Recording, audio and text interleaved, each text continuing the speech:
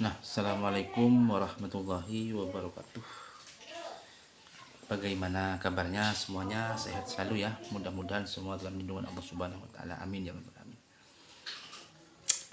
Nah, yang akan kami bahas dan sekaligus akan menjawab ini kemarin ya menjadi perdebatan dan percekcokan di rumah saya. Ya guyon, tapi ini perlu saya luruskan dan perlu saya sampaikan. Apa masalah tahlil? Karena di rumah saya ini sekarang lagi ada tahlil, jadi ada percekcokan kemarin. Akhirnya saya konten dan ini menarik dan perlu kita bahas. Nah, perlu saya jelaskan ya, tahlil itu adalah, ini kemarin ada yang bilang tahlil wajib, ada yang bilang tahlil itu sunnah, ada yang bilang tahlil itu apa sih? Coba ya, tahlil itu adalah budaya Islam Nusantara ya.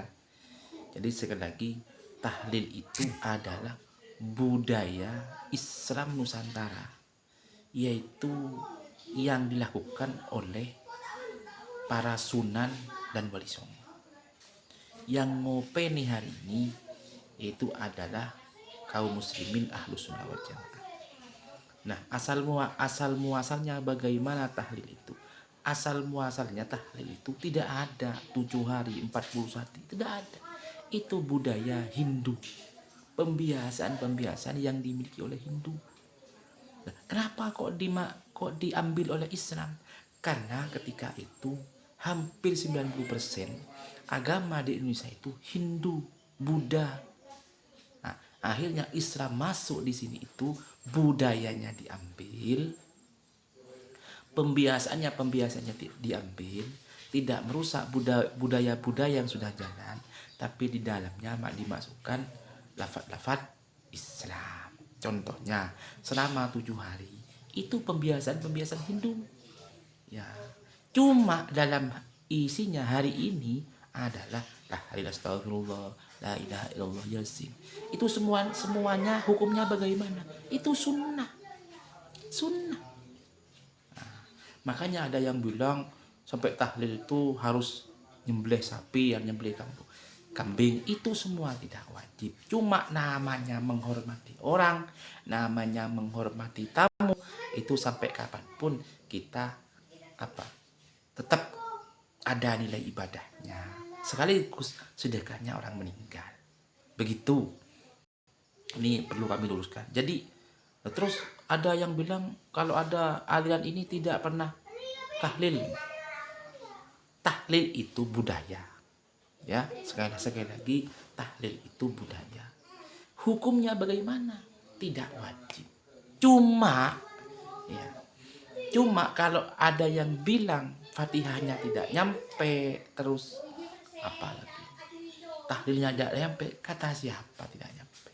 Itu pasti itu sampai kepada alam kuburnya yang meninggal almarhum. Semua doanya yang kita ajukan, yang kita berikan pasti sampai kepada almarhumah. Untuk urusan sedekah itu urusannya tuan rumah sesuai dengan kemampuannya masing-masing. Begitu ya. Jadi ini begitu. Jadi yang adanya itu, dan caranya jangan sampai keliru persepsi, jangan sampai keliru cara melaksanakannya. Nah, karena apapun yang kita sampaikan, apapun yang kita lakukan, itu semata-mata ingin mendapatkan ridho Allah Subhanahu wa taala. Insyaallah yang menyampaikan itu dapat pahala, dan yang dapat kiriman insyaallah nyampe kepada yang dalam kubur. Itu salah satu hukumnya tahlil yang harus kita jalani.